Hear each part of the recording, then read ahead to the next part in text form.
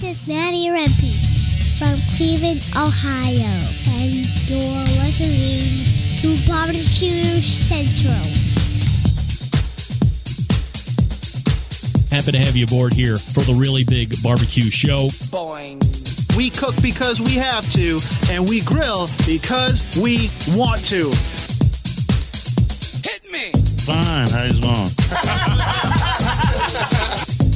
You have a great show. I'm a big fan. Boing. So what seems to be the problem here? This man looks like he's dead, and he's in the crackle. Charbono! It's all about the charbono, dude! Succulent fish. What? He ate 54 wieners. But listen, Lavernius, shut your face. I'm shaking like a dog shit peach seeds. We have top men working on it right now. Top men. All right, just like that, we are into the second hour. Welcome aboard. It's the Barbecue Central Show, and we talk about all the most important things in the barbecue and grilling industry. It happens each week. We're live Tuesdays from 9 to 11 p.m. Eastern, recording, as always, for podcast later. First hour will be up in about an hour and 55 minutes from now, and the second hour will be on Thursday. Don't forget, you can follow me socially at BBQ Central Show on Instagram and Twitter and TikTok. Snappy Snaps at BBQ Central Show. /BBQ Central Show on Facebook and Twitch for live video feeds. Also over at /RD Rempe on YouTube. We are also live on Clubhouse. So if you have a question for my second hour guests and you want to use Clubhouse, do that, because the phone number is worthless. We're going to be taking that away as we turn into 2022. But Clubhouse is a good way to interact, good sound quality, which is what I really care about, and easy way to get in and out. So if you want to ask any of the guests coming up, I am happy to include you via Clubhouse. Still to come on this show this evening, Susie Bulloch from Hey Grill Hey will be joining me in about 13 minutes from now, and then we will close it out with Nick Bauer, the president and owner of Primo Grills. Don't forget, you can get an ad-free podcast experience through patreon.com/BBQ Central Show, or if you're an Apple Podcast user, you can subscribe to ad-free podcast right there as you subscribe to the show. Coming up on the best moments of the Barbecue Central Show in 10 minutes or less this coming Friday, episode 203 from November 18th, 2014, taking you back. Did you know what this time of year means to many of you? Thanksgiving? No. Get that big stuff out of here. Almost Christmas? No. Get that big stuff out of here. Vacation time from work? That has to be it. No. Get that big stuff out of here. Indeed, the McRib is back, and it is time to cram as many of those vile sandos into your mouth before McDonald's rips them off the menu again, leaving you huddled in a corner trying to figure out when the next time you're going to be able to get your hands on one of those is going to be. And in this episode, I bring you back to an exceptionally great anti-McRib rant I did back then. Now, while my stance on this nonsense hasn't softened in the past 7 years or 20 years, really, I will say this. If you find those pieces of crap to be exceptionally delish, then eat all of them that you want. I can't keep you from eating McPoop. After all, your happiness is what I care the most about. Even though you must hate yourself and me, I will love you no matter what. So you just go ahead and eat those McRib sandwiches all you want. I'm going to love you just as much. It's not going to matter. I mean, I might love you a little less, but I'm still going to love you no matter what. And don't forget, if you want to hear a guest or a segment again that you've heard on the show before in years past, then please email John, Jon, at thebbqcentralshow.com, and he will do his best to meet your expectation. And then, of course, we have this comment in coming from Jason Pettis. I hear the McRib is made of Bubba Burger. No. Get that big stuff out of here. Jason, if you ever watched the YouTube video of how McRib is made, you would know that 95% of the McRib is made with pork picnic. I'm not arguing the fact that the McRib isn't made of pork. It is. I've watched the video. I've seen those two guys that were filming themselves being such harsh critics of the McRib and what is it made out of? We think it's made out of sponges. And then the guys from McDonald's corral them off the street and throw them into the McRib factory. And they're using a load of pork picnics. And they take them through the whole process. You can go on YouTube and find it. It's quite entertaining to watch. So I will say that while it is probably made with 0.0 ribs, it's definitely made with pork, and it's pressed into a form, and that's the McRib. And the things that I find most irritating about the McRib aren't necessarily the fact that it's called like McRib and it's not made out of rib. They put slivered onions on it. Gross. Get that free stuff out of here. And while I'm a huge fan, one of the most wonderful condiments or side dishes, I don't even know what it falls under. Maybe Susie can answer that when we get to her here in a few minutes. There's probably no bigger fan of pickles than me, and any pickle. I'm not a huge fan of that bread and butter pickle so much. I mean, if I have to eat it, I'll eat it. But any other pickle, I'm down for. But man, that, on top of that sandwich, that's two things that are weird. Slivered onions on top of ribs. Ribs? Gross. Onions gross in general, but slivered onions on top of that. And then the pickles. Like, I can get down with the 2 or 3 pickle slices at the chicken fillet, but not on the McRib. That's gross. So stay tuned for episode 203 coming out this Friday. Email from Mickey in Georgia. Greg, where do we find these guests on the show? Sorry, where do you find these guests on the show? That Will Ford interview was so good, I can't believe it. I have often thought about crowdfunding for projects, but once I start heading down that road, I become overwhelmed and never follow through. To hear what Launch Boom can do for someone like me gets me really pumped up. $15,000 to see if we can fail fast and fail cheap. Sounds like a lot of money, but it's really not. Thank you for having him on and talking about this. Regards, Mickey. Mickey, thank you for writing in. Of course, yes. Now, while I would love to sit here and take credit for sourcing Will Ford, I cannot in good faith do that. My pal Sean Walchef from Cali Comfort Barbecue interviewed him on his digital hospitality podcast originally, and then had him on a corresponding Clubhouse a week or so later after that podcast had been released. And that's where I was introduced to Will Ford, was through that Clubhouse event.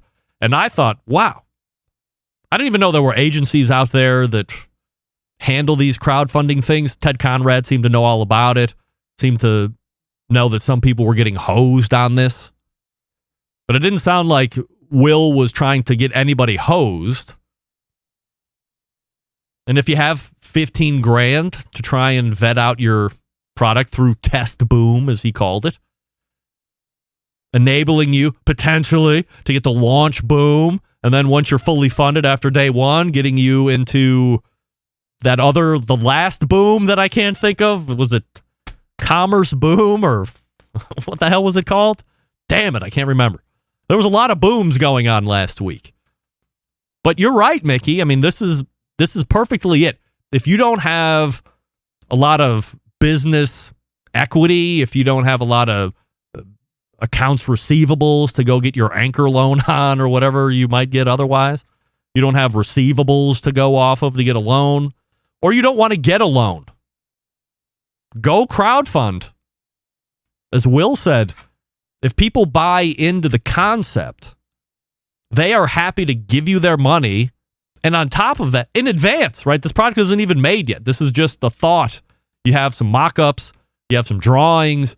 You're selling the idea. People are buying into it. They're happily giving you their money. They're happily waiting to get it. And as we've seen through some other projects that aren't related to Launch Boom, they have been very successful to the tune of millions of dollars of funding, and they have been really freaking slow on rollout and production. So imagine being able to meet market expectation, delivering when you should, or perhaps in advance of that, and then being able to turn a whole career on crowdfunding. Never have to go to the bank again. Always go to your marketing or go to your customer base and ask them for the money to fund you. Why not? Always better to use somebody else's money than your own. That's what I say. That's what I teach my gals in this house. I say, gals, why would you use your own money when you could use somebody else's money to figure this or that out? Don't use your money to buy dinner. Use that guy's money over there. Come on. Come on, ladies. All right. Susie Bulloch is in the green room. She's ready to rock and roll. I will talk to you quickly about Primo Grill, and we'll be talking with Nick Bauer after Susie, believe it or not. What do we love about ceramic cookers? We love that they're fuel efficient. We love that you can achieve low and slow temperatures for traditional barbecue meats. We also love that they can get rip-roaring hot to do high-temperature grilling of steaks and other thin cuts. But what's missing in the everyday lineup of ceramic cookers? The real ability to do true two-zone cooking. Two-zone cooking, very important to both professionals and backyard cooks alike. The best way to manage a fire and cook with confidence. However, getting a two-zone fire in a round ceramic cooker, not very realistic. Why? Because it's round. Enter Primo Grills and their game-changing oval design. The shape gives you the ability to execute two-zone setup that you desire. It also gives you the other ceramic grill benefits as well. Really, when you break it down, there's over 60 ways to cook on this thing, so you're only limited by your culinary imagination. Now, things that we know that were released this year: the revamped lift hinge on the lid. You have the air dampers on the top and the bottom. There's the Primo Grill rotisserie, turning out great food, including everybody's favorite chicken wings. And a little bit later this evening, we're going to learn about all the other accessories that are literally coming off the boat as we speak. Here's the bottom line. Best ceramics in the biz? Yes, patented technology, of course. True two-zone cooking capabilities. And multiple sizes? Yes and yes. If you just have to have a round Primo, they have those. But really, consider the oval. Be a trendsetter. Don't be like everybody else going, oh, I have a chair, I have a chair. I have a chair. I have Don't a do chair. that. Get the oval. Visit primogrill.com. Find a dealer near you. Get educated and buy the size that fits you best. Follow them on Instagram and Facebook.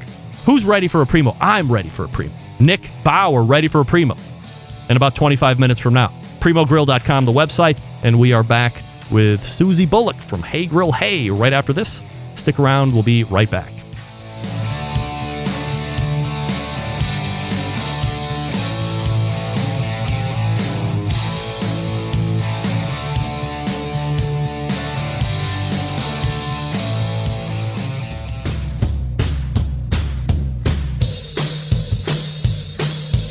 Now's the time on the show where we give stuff away, yeah. It's free and you don't have to pay a thing, that's why it's free, yeah. Yeah, that's right. I'm laying down those vocals. Well, if the first hour wasn't giveaway worthy enough, we have a giveaway in the second hour brought to you by me. Actually, my wife. She bought two of these, one for me and one to give away to you last year, but I forgot. But we found it this year, getting ready for the holidays over the past weekend, and here it is.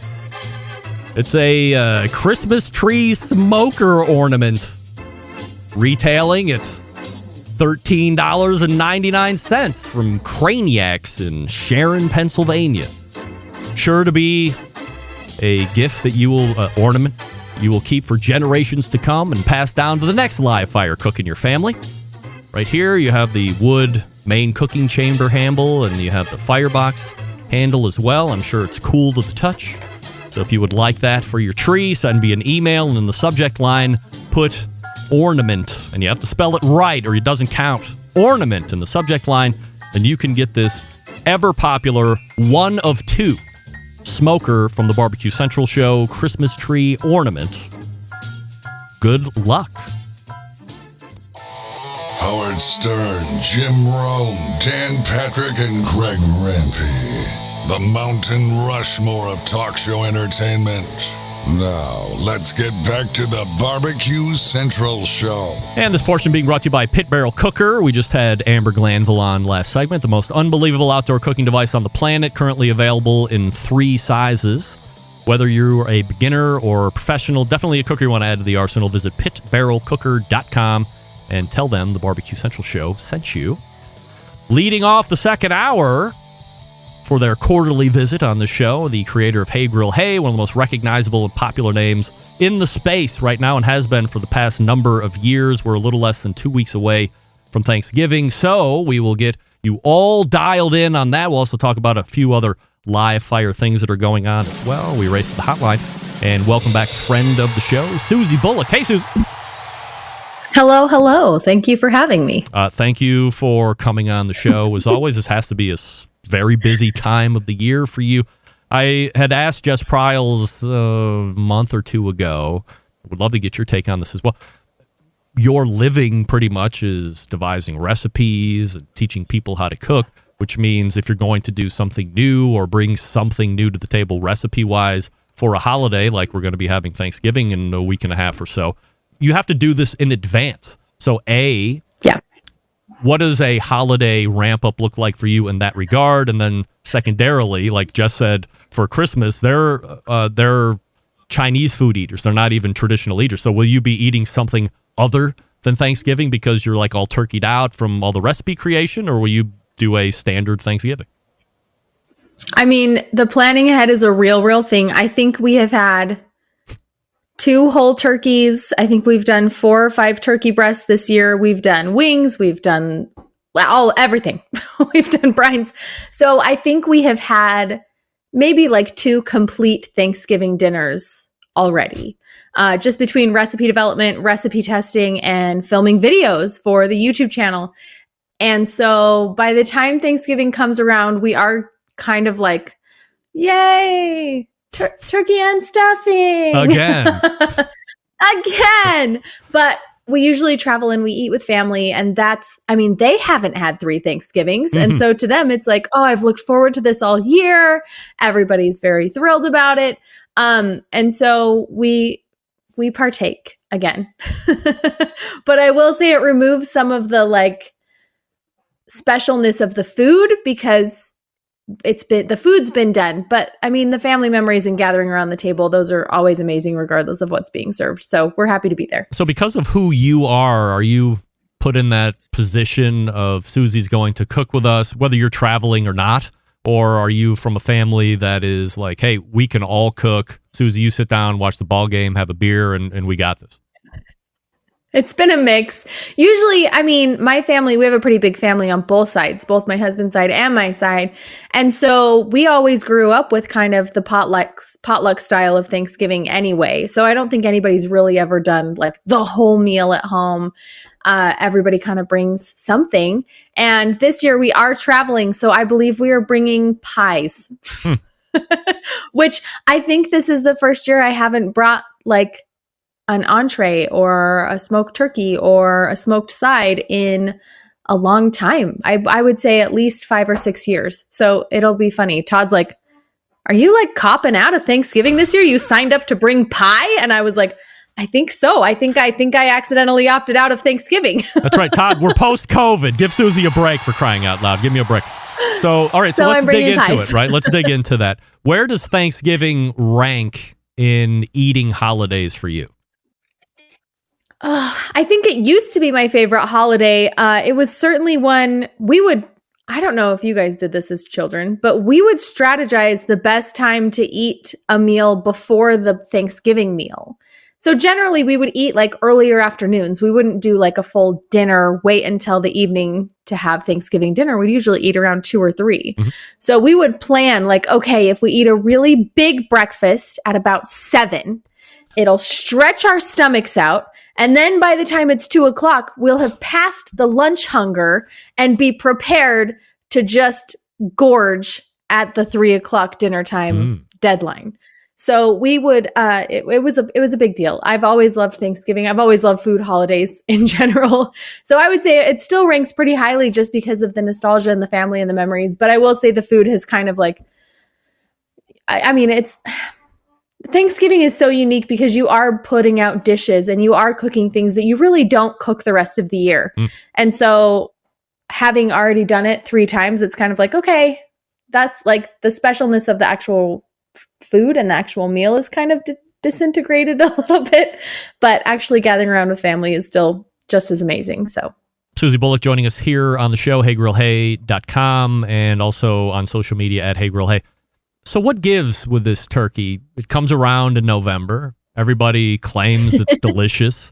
And I've said for years on the show that this coming year is going to be the year that I routinely eat turkey. But I end up being a liar, and the next time I eat turkey is typically right around Thanksgiving. Now, if by chance I go through a really good barbecue restaurant, they probably have some kind of smoked turkey, which is always really great when it's done great. But outside of that, I'm not really cooking it too much at home, and it's like I feel shame because every year, I say I want to do it more, but I don't. What do you think the deal is with that? Is it just that quickly off the radar? Some people will double up on Christmas and do a turkey as well, but outside of that, as soon as the new year turns, you're waiting 11 more months. I mean, maybe for some, we eat turkey all the time. And I would say, surprisingly, I think because maybe we do a lot of like the beef and the pork and, you know, maybe some of the heavier meats, turkey is actually a pretty regular staple for us. And in Utah, we have one of the largest turkey farms in the United States. And so we have really great turkey products available pretty much year round. And Todd loves a smoked turkey. He has got his seasoning. He's a salt and pepper guy. He butter bastes those turkey breasts. And he loves them all of the time. He'll make smoked turkey, just the whole breast, and then slice that for sandwiches instead of buying like the store-bought deli turkey meat. And so it's something that we certainly cook year round, and I would consider it, you know, a pretty classic part of our barbecue arsenal. But I can see why other people don't. I think really availability and visibility on the butcher counter and on the shelves contributes a lot to that, because if you had beautiful big turkey breasts out year round that were fresh and ready to go, like you would probably cook them a lot more frequently, but generally they're relegated to the freezer section, which isn't on display most of the time. And what you have the option for on the shelves is ground turkey. And that's really, I mean, I know some grocery stores do have things like turkey wings and legs year round, but I would say it's less common to be sold year round. And so I think that contributes a lot to people not cooking it all of the time is, you know, it's not getting that eyeballs on the product in the store shelves. Do you agree with people saying this holiday is more about tradition versus the turkey tasting really good? They're not really craving it, and it's not like ribs or a well-cooked brisket, you know, some of these other traditional barbecue meats, or a steak or a prime rib. That it's just kind of, the turkey's kind of bland, but it's everything else that encompasses the holiday that they feel more magical about. I think maybe that was the case 30, 40 years ago when the only turkey recipes you could get were from a magazine. And of course, they were styled beautifully, but people were still relying on the pop-up timers. There really wasn't the accuracy of instant read thermometers that we have now. There really wasn't a lot of development in the turkey space, because again, I do think it was a once a year, it was a big deal once a year, but I don't know. I think there are so many more people working to make better food than there were a long time ago. It really was limited to restaurants or print magazines. Maybe, you know, there were a few cooking television shows, but now everyone has access to social media. Everyone's a recipe tester or creator or developer if they want to be. So I just think, you know, by and large, more people care about creating a really great turkey. And I think more information is available to creating a really great turkey than there ever has been, whether that's a wet brine or a dry brine or spatchcocking. These were just techniques that weren't seen a long time ago. So I do think, you know, there was the tradition, but I think nowadays, like the turkey can not just be the visual star, it can be like the flavor star of the table too. And when people taste a really good turkey, they get excited because I think they were used to, you know, yeah, it's a turkey. Okay. We made the turkey. Good for us. But now, like, when somebody gets that really great bite of really delicious turkey, it is a turning point in their minds. Like, oh, this is a thing. Like, this is the centerpiece of the meal. What are your favorite ways to do turkey? I love a wet brine, and I love a wet brine that packs a punch and adds a little bit of flavor because I think it brings something different to the table. So I have an apple cider brine on my website that is delicious, and I usually make it every year. It is one of my favorite turkey flavors, and then it's traditionally low and slow smoked, so it has that really nice dark burnished skin. And that's probably my favorite. If you were to ask Todd, his most favorite is I have a spatchcocked, and it's literally salt and pepper and butter and smoked at 275. So the skin's a little bit crispier. It has a stronger butter flavor, and that turkey is really coming through. You're tasting turkey. So I think those are our two favorites at our house. They're the ones that when we're cooking the turkey for the Thanksgiving meal, those are the ones that we go to. When you're picking your turkey, what are you looking for? Are you, I don't know what the term fresh means, but are you picking a non-frozen turkey, let's say it that way, or do you not really care too much? You'll get a frozen turkey? If I plan to brine, I will pick a fresh, unbrined turkey because you don't want to brine a pre-brined turkey. And most frozen turkeys in the grocery store do come pre-brined. They're injected with a certain percentage solution of saline or stock. This does a couple of things. It pre-brines the bird for you. So you can say, wow, that was a really great Butterball or Norbest or whatever the brand is. Because it's kind of their brand affinity to pre-brine, and they want you to have a juicier turkey, and brining really does help with that. It also ups their dollar per pound because the saline solution gets sold with the turkey. And so you're paying for salt water, but it does save you a brining step if it's pre-brined. So I think it just depends on what you want to cook. We'll usually buy the frozen and pre-brined when we're just doing the salt and pepper and butter that Todd likes, and it saves us a brining step. If I'm going to be brining the turkey, I will buy a fresh, non-brined turkey. But I would say the most important thing I look for is actually weight. I think if you're doing a smoked turkey that's cooking at 225, you don't want to buy a turkey that's over 15 pounds. Generally, it takes too long for your turkey to get in and out of the danger zone. You want that to happen in under 4 hours, which is that 40 to 140 degree temperature window, to prevent any, excessive foodborne bacteria to grow while it's on your smoker.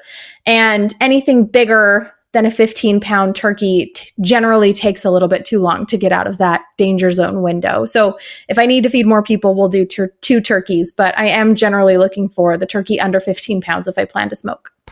I remember talking with somebody who was really wise in the live fire world 12 or 13 years ago, and I had recounted a story growing up where my mom cooked like a 27-pound turkey. I don't even know how the hell she got it in the oven, but it was a monster. And so I was regaling this person with a story. Maybe it was either Meathead, maybe it was Steven Raichlen, and he said, it's great and it's very iconic, blah, blah, blah. But don't ever do that. Get two 12-pound turkeys. If you're going to cook a 23 or 24, 25-pound turkey, get two 12-pound turkeys. They're going to cook evenly. Absolutely. It's going to be better, blah, blah, blah. And so we've always lived by that principle, although I can still see that behemoth going into the oven if I close my eyes and remember it. So you, 2 years ago, a deli here in Cleveland told me about heritage breed turkeys. Now, I've heard of heritage breed pork, of course. Is this something that you're familiar with, and have you tried it? And we're talking, not 89 cents a pound like you get for Butterball. This is like $5 a pound. Right. So at a 15-pound turkey, you're talking about some serious money. So a couple of years ago, I actually did have access to some really beautiful, fresh, never frozen heritage breed turkeys. We got them delivered to our butcher. He ordered them for us. And again, it was like that $4 to $5 a pound price point. It was certainly no, Butterball or Kroger name brand turkey that was in the freezer aisle. These were really, really fresh. And it was absolutely amazing to work with that kind of product and do a little bit of a side-by-side comparison. And I will say it was a very delicious turkey. And I think if you're somebody that's excited about the idea of heritage breed meat, I think if you're excited about the idea of having a never frozen turkey, and if you have a little extra cash, that might be a worthy investment for you and really fun for you to try. I think for a majority of people, they're going to buy grocery store turkeys. And you can make an absolutely phenomenal and delicious turkey from the grocery store. I mean, it's the same, like you said, with pork breeds. It's the same with beef breeds. Like, is it phenomenal? Is it amazing? Is it unique? Is it different? Absolutely. Are you going to cook that every single day? Probably not, because your pocketbook can't afford it. And it's not really a super sustainable way for most American households to shop and to cook. But doesn't mean you can't turn out really delicious food from other grades of meat and other cuts of meat. It's totally possible. So I think it's fun to try if you have the budget and the time, and that's something that's exciting to you. Side-wise, what do you like, and what will you be making, do you think? Or what will you be eating? Oh my gosh. So my favorite side, I do believe, is my sweet potato casserole. It has a candied bacon streusel on top of it. And so it's like little bit sweet, but not too sweet. And it's got some savory and crunchy elements to it. So I think it's a really welcome addition to a Thanksgiving plate, because you got to have a little bit of everything, right? You got to have the turkey, you got to have the roll, you got to have the mashed potatoes and gravy, and all of those things pull savory, and all of those things pull a little bit heavy. So to have a sweet potato dish that is just a little bit sweeter, a little bit oppositional to the other flavors you have going on the plate is awesome. My dad has the absolute best cranberry sauce, and he's been making it the whole time I can remember him being alive. It's actually years and years ago when people made ebooks, like recipe ebooks. I created a recipe ebook. Yeah. Do they? Okay. I haven't made one in a long time because I was like, I'm just going to post these on the website because I don't know how to sell ebooks. But I have an ebook that I made. It was holiday recipes for your pellet grill, because that was, things people were cooking a lot on at the time. And I included my dad's cranberry sauce in that ebook. So if you happen to have a copy, or I think they might still be for sale on my website somewhere.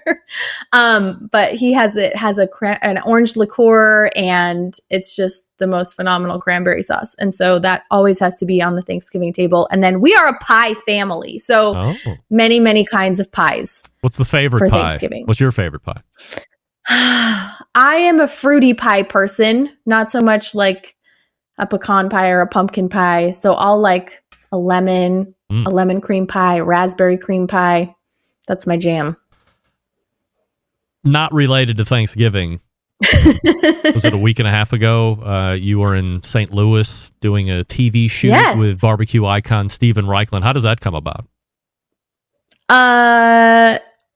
I got an email that said, "Would you like to cook with Steven Raichlen?" You weren't just tooling through the streets of St. Louis and you saw you. He's like, "Hey, Susie, come on over here. I got a TV show." You guys are here. I'm here. Right. Let's do this. No, it was a coordinated effort. But it was super fun. It was great to be the female guest on the show that day. And we got to make one of my favorite desserts. It is a skillet bacon apple crisp with a salted bourbon caramel sauce. And Steven contributed a smoked whipped cream that he topped it with. And it was really, really, really yummy. It was fun. What do you think about this Steven Raichlen? It's first time interacting with him, or have you known him for a while and had occasion to speak with him otherwise? Yeah, I actually met him several years ago. He was on a book tour for one of his cookbooks that he had just published, and he came to Utah and was at the ThermoWorks headquarters, and he did a couple of, cooking segments for the local news stations. And then ThermoWorks hosted a just backyard style rib cook-off. It wasn't like a KCBS sanctioned event or anything. And they asked me to come and judge because I lived in Utah. I knew the people at ThermoWorks. So I got to go judge the event. And I actually have a picture of sitting next to Steven Raichlen and judging ribs. And he does not remember me, but he does remember the event, and which is fine. It's fine. But he signed my cookbook because I got a copy of his cookbook. And so we had a couple of occasions to interact. And truly, even on the cooking show, he is a walking encyclopedia of food knowledge. I think he's been in the barbecue and grilling world for so long that he has really collected information and collected recipes and collected techniques, and he just can pull out that information at the drop of a hat. I mean, we were using nutmeg in the apple crisp, and he has 3 different stories about nutmeg, and turns out he read a whole book about nutmeg. And so he just knows more about nutmeg than I will ever know in my entire life. And I think that is such a valuable skill for a television host to have, because you never know when you're going to have to fill time. You never know what tidbits are going to be interesting to add. And I think all of those things make your viewers more educated as well. And he's just so happy and willing to share all of his barbecue knowledge with everybody. It's cool. Anything you'd like to promote or let us in on before I let you go tonight? Sure. We're doing Black Friday sales this year. We're doing them a little bit early, like most people are, because I think, shipping was crazy last year. I think it will be crazy again this year. Yeah. So you might be able to find stuff in stock, but if there aren't truck drivers and employees to sort and deliver your product, you're not going to get the 2-day shipping, even though UPS will charge you for 2-day shipping. You probably won't get it. So we're running our specials a little bit early. We just launched 5-pack barbecue bundles. So we have all 5 of our sauces and all 5 of our small rubs for $29.99, which is a huge discount. Yeah. And I think really the perfect price point for gifting or putting under the tree for your very own self, if you would like to try all of our flavors. And then next week, we are rolling out a couple of fun discounts as well. So stay on top of things and visit heygrillhey.com or follow them socially at heygrillhey. Susie, always appreciate the time here this evening. Please pass my happy Thanksgiving regards to Todd, the rest of the family, and hopefully we can redo this again next year for quarterly visits. I mean, yeah, just one last thing. If you guys are still looking for Thanksgiving recipes, we have so many. Like, there is nothing that you would like to make that we don't have a recipe for, either on the website or on the Hey Grill Hey app. And we want you guys to have a really, really successful holiday. So take the tried and true recipe course, and then let me know if you have any questions. We're available. Thanks, Susie. See ya. There she is, right there. Susie Bulloch, Hey Grill Hey. Go to the website, get your recipes, get your whole thing straightened out before Thanksgiving comes upon us here a week from this coming Thursday. That is heygrillhey.com, or as she said, get the app. It's free. You have access to all the recipes there as well. Or just go nuts and join the Grill Squad as well. Why not? Get somebody a membership of the Grill Squad for Christmas this year. All right, we have Nick Bauer in the green room via Clubhouse. We'll get to him here in just one second. I'll talk to you quickly about Yoder Smokers. They design and build all of their products right here in the States. Building pride through craftsmanship, world-class customer service. That's the backbone of how they've built the company. This approach translates into what can be a truly bespoke style product that elevates gatherings and friends with family, and an honored and trusted place in the backyards of America. From pellet grills to wood-fired offset pits and charcoal grills, consistent blue ribbon flavor has become synonymous with the Yoder Smokers' names. Make no mistake, Yoder Smokers' flavor-driven design is unique to each style of pit, and their team has developed their cookers to perform time and time again while outlasting the competition for generations to come. It's this generational thought that's rooted in the handmade products and defines the integrity of the core values. American-made quality and endless flavor are the benchmarks of Yoder Smokers. Visit yodersmokers.com and grab yours today. That's yodersmokers.com. We're back with Nick Bauer of Primo Grills right after this. Stick around. We'll be right back.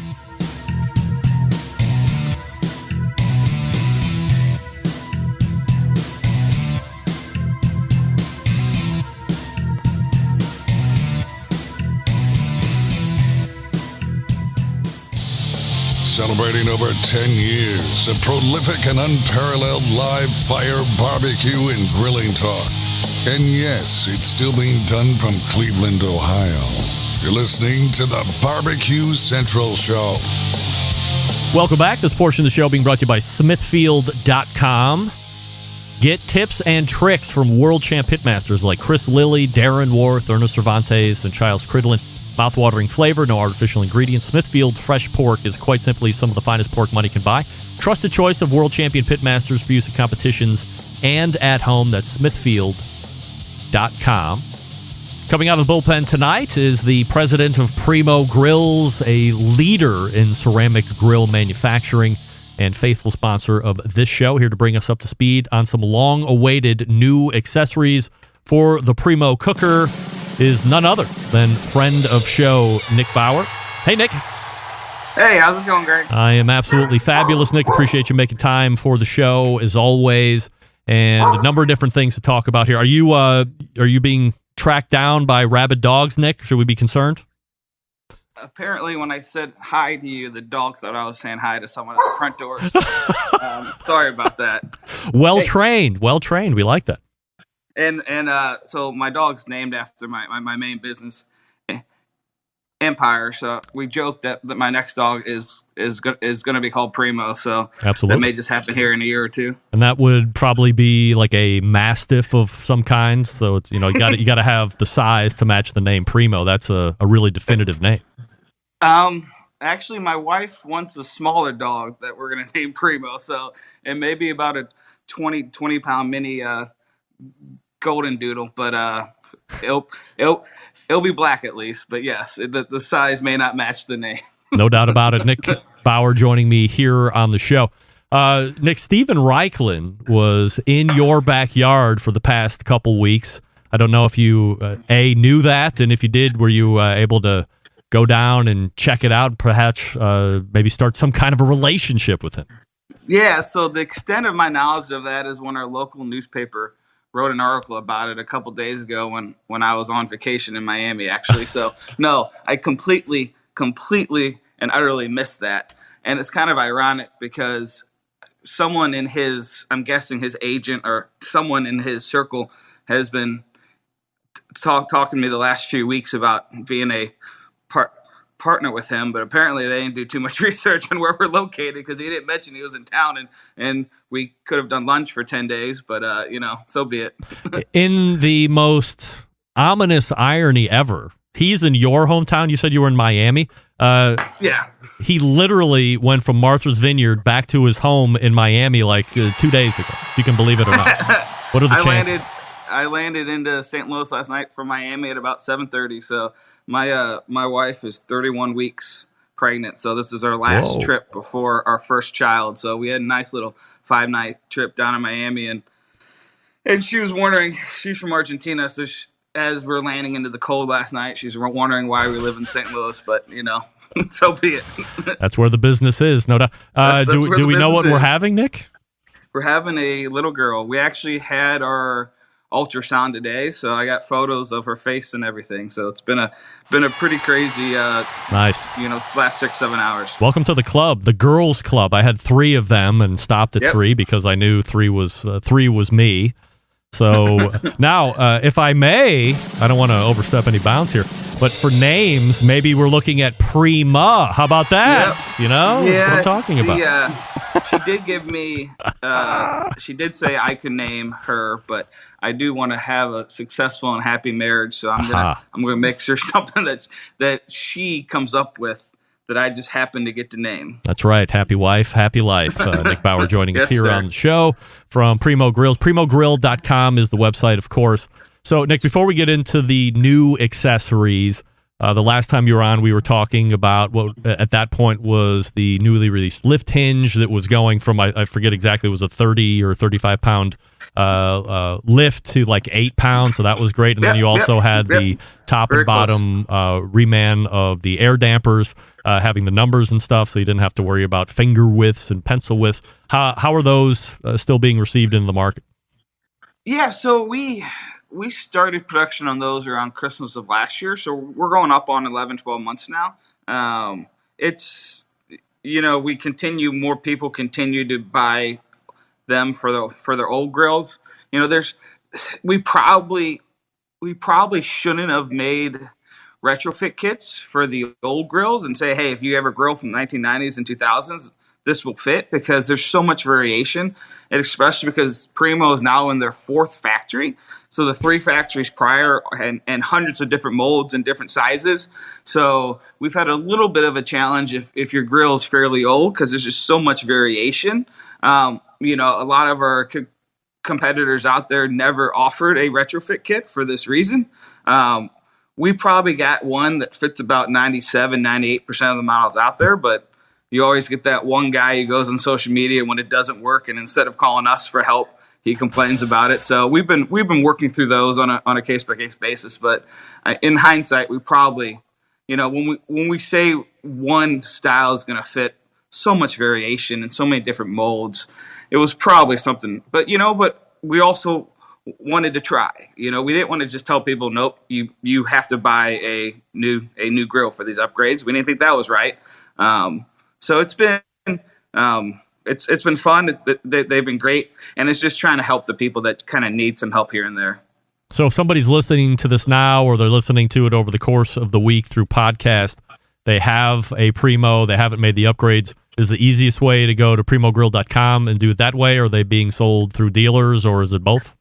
Yeah, so we prefer to run every sale through the local dealer. We're a family business ourselves. Our local dealers are family businesses. We really want to support the local businesses out there. We don't want to support the Walmarts or the Costco's or go consumer direct. That's just not who we are. So we always prefer to go through the dealer.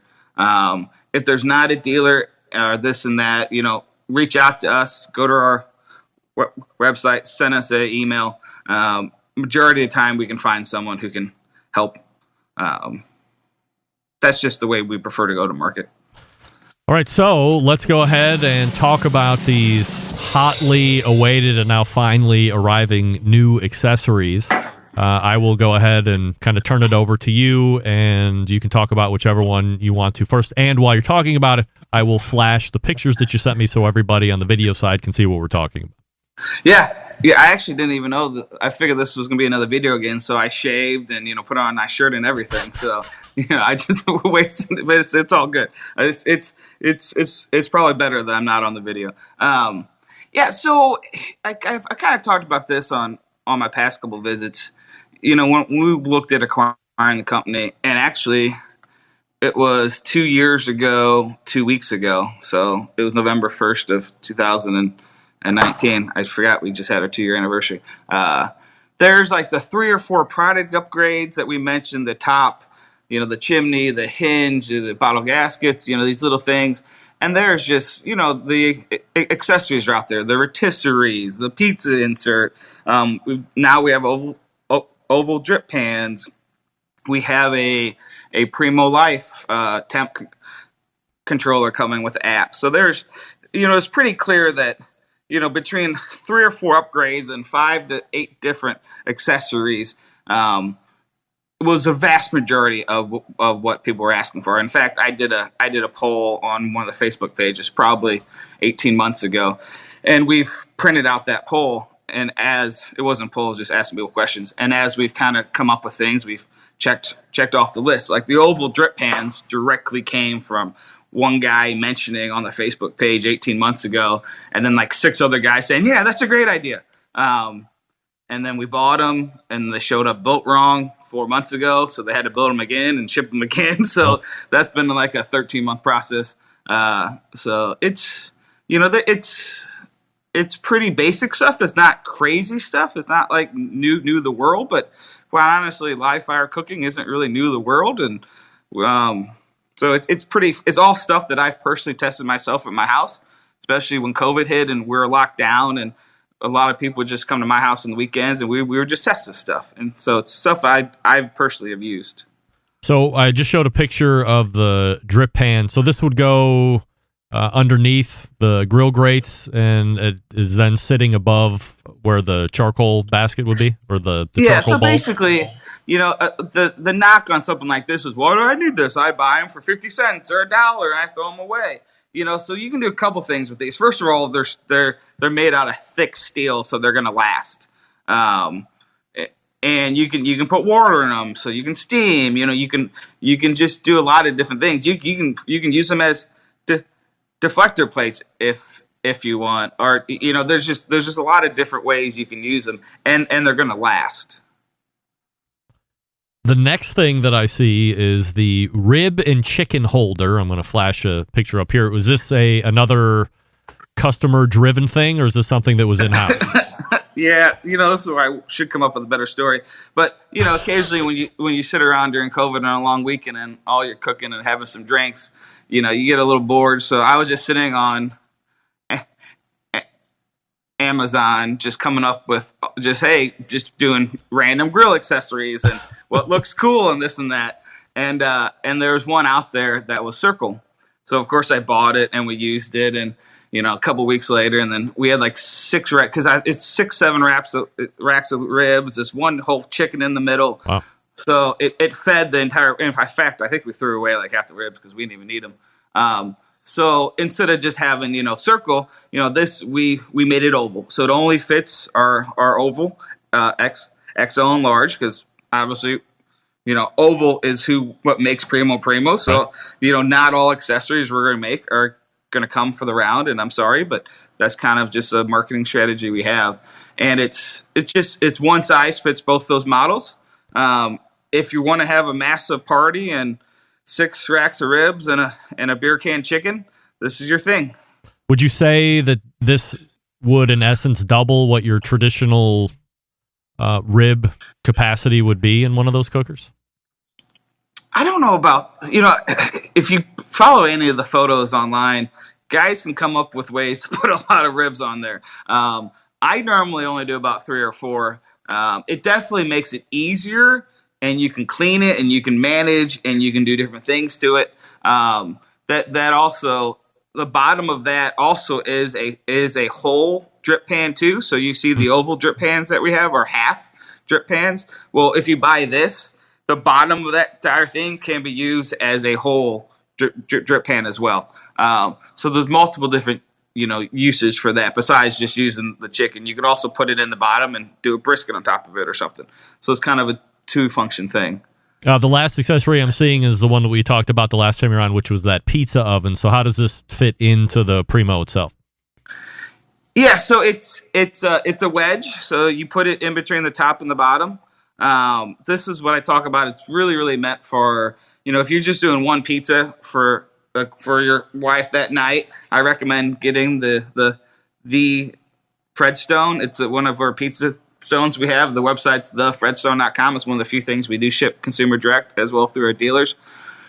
But if you have your 3 daughters over and they have 4 friends over each, you got 10 or 15 people there, and you're trying to do 4 or 5 pizzas, this means you don't have to lift up the top. So you just pull down the bottom to put the pizzas in and out, so you're not losing that massive heat every time you open up the top. So I've done about 3 pizzas, but honestly, we cooked so much other food when we cooked that we didn't really want to eat more than 3 pizzas.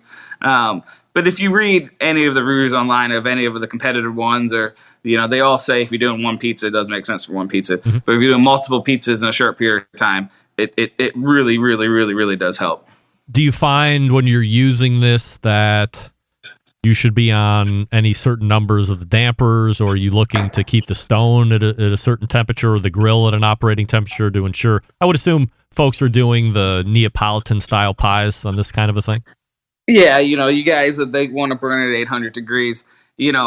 All us in the competition and all of these things say don't get above 700 degrees, because that's when the tops start falling off, because the metal starts getting loose. You're 500, 600. These guys who, I want to do it 800, and then, it's poor quality, my metal thing. Yeah, because you're not supposed to do it that high. So we obviously research the competition that's out there, and sure enough, right on the front of the competitive unit, it says cannot exceed 700 degrees. So we put the same thing on ours. And it makes sense why you put it there. Nick, as far as availability, I know when we were talking about trying to set up this segment, we were constantly kind of pushing it back just because it wasn't in. So where are we at from an inventory and availability standpoint? Yeah, so all the stuff is in stock in our warehouse. We haven't necessarily launched it to our dealers or put it out there to consumers. We're creating some internal house videos, some kind of, so the video manuals per se, so it's not a piece of paper. And we'll be rolling out that content over the next couple of weeks. So it'll be, you'll see it in your showrooms and dealers and price lists here in the next couple, by Thanksgiving to year end. There's not a massive rush to be shipping this stuff right now, because it's everything else is also, sales are still really crazy good. So trying to just keep up in production and focus on that. But you'll see us if you're on the Primo mailing list, and if you're not, go to our website and you can join the Primo mailing list, and that's where you'll see all of the updates and the new product announcements and things like that. Nick, anything else you'd like to promote or tease us with before I let you go tonight? No, I mean it's been a great 2 years, and appreciate your support and the consumers that are out there, and I read most of our consumer emails that come to the website because we're still short-staffed from COVID, so I've been doing the consumer emails. So if anyone has any ideas or suggestions, you can find me on Facebook at Primo Nick, or you can just send an email to the website and just mention my name, and they'll forward it to me. We're always looking for feedback and ideas and improvements, and definitely 95% of what we learn from having such a direct relationship with our customers, and we absolutely love it. Nick Bauer is the president over at Primo Grills, and that is primogrill.com. Check out the website, see what's happening, find a dealer near you so you can go visit one in person. Nick, really appreciate the time tonight and the support of this show, which I certainly appreciate. And believe it or not, we just had some JO volleyball tryouts this past weekend, so the little one made another team, and it appears that we will be back in St. Louis next year. So when we get out there, I'll touch base in advance to make sure you're going to be in town and available to meet up. Would love to do that again. But otherwise, have a great Thanksgiving. We'll talk to you again soon. Awesome. Yeah, well, let's hope it's when the Cardinals are in town and we can check out a game. Yes, but all right, bud. Thank you so much. You got Cheers. it. There he is. Nick Bauer right there. Get on the list, the email list, and make sure that you are, if you have a Primo, that you are ready to rock and roll. And get the pizza oven insert and the what is that thing called? The rib rack and the chicken thing. Yeah. And the half drip pan, of course. We thank Nick Bauer once more. Let me talk to you quickly about Yukon Glory. The grill and serve set, an absolute revolution when it comes to the landscape of grilling baskets, because I hate grilling baskets otherwise. One, because I have to wear some kind of heat-resistant glove to move it off the cooker. Two, it gets grease and oil all over my table and counter, and I'm a clean freak, and I hate that. What's a gal to do? Enter the great product from Yukon Glory called the Grill and Serve Set. Patented design fixes everything. The set includes 3 stainless steel grill baskets, which are moved by a clip-on handle that seamlessly grips the interior of the basket for easy lifting and dropping. The set also has a large custom-fitted stainless steel serving tray to catch any drips and allow for beautiful table presentation. But perhaps in my case, also it leaves you a clean table when you're done. What could you cook in these things? Everything. Veggies, seafood, wings, tacos, meats of all types. Where do you buy it? Everywhere. Amazon, Walmart, Home Depot, Lowe's, Target, of course, YukonGlory.com. If you go to YukonGlory.com, drop the code 10Central at checkout, get 10% off all of your orders all the time. Follow them on Instagram and Facebook at Yukon Glory, or visit the website YukonGlory.com. We're back to wrap the show right after this. Stick around, be right back. Whole packers, full racks, legs and thighs, injecting butts. If you've never heard this before, you might think you found the best XXX show ever. Let's get back to the most homoerotic host out there today, Greg Rempe. And this portion being brought to you by Vortic Watch Company, a small batch custom watch manufacturing and vintage restoration company located in northern Colorado. They take antique American pocket watches and turn them into wristwatches just like this one. Their mission: preserve and enhance the legacy of manufacturing excellence in America. In order to do that, they combine traditional and cutting-edge technology to create unique, quality, functional timepieces with exceptional value. Here's the coolest part. Each watch that Vortic makes is unique and one of a kind. Vortic, founded on the motto that America wasn't assembled, it was built. Check out VorticWatches.com. By the way, if you're really into military-style watches, and I think they literally have 5 of the 50 left, but over Veterans Day, they launched their military watch that they do every year. These were originally in a bomber plane, I believe, from like World War II, something like that. More expensive than you would find normally, but $500 of each watch go to veterans charities. And these watch are incredible. They come with really cool, the watch box itself. They come with additional straps. So go to VordicWatch.com, and then I believe there's a link that says military, and check out what they have there. And I would be shocked if you didn't fall in love with these. They're incredibly cool, very limited every year. I think this is the third year that they've done this. So check them out. And again, like literally 3, maybe 4 left, if that, because this was earlier today. So let's go ahead and make tracks all the way back in the first hour. Steven Raichlen from BarbecueBible.com. Then we had Amber Glanville from PitBarrelCooker.com announcing the new WSM hanging accessory. So if you have a WSM and you would like a pit barrel type experience with the hanging, get that. $60. It's in stock.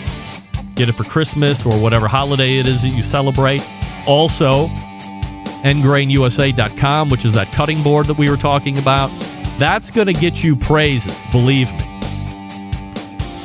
Second hour, Susie Bulloch, Hey Grill Hey, HeyGrillHey.com. They have some specials coming out for Black Friday and the cyber stuff. And so just be on the lookout at HeyGrillHey.com for a bunch of great info and deals.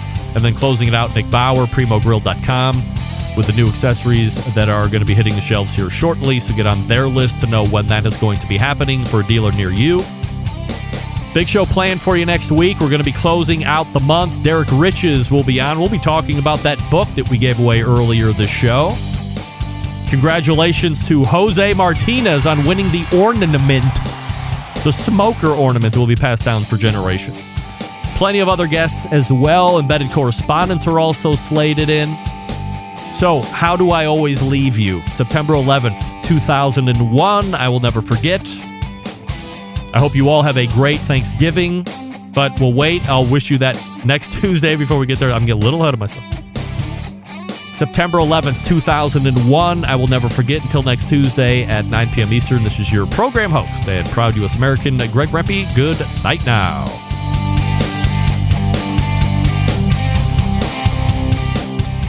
It's Sam the Cooking Guy, and you're listening to the Barbecue Central Show. Some call him a fool, some even call him a douchebag. But I say Greg Rempe is the greatest thing to happen to barbecue since cavemen.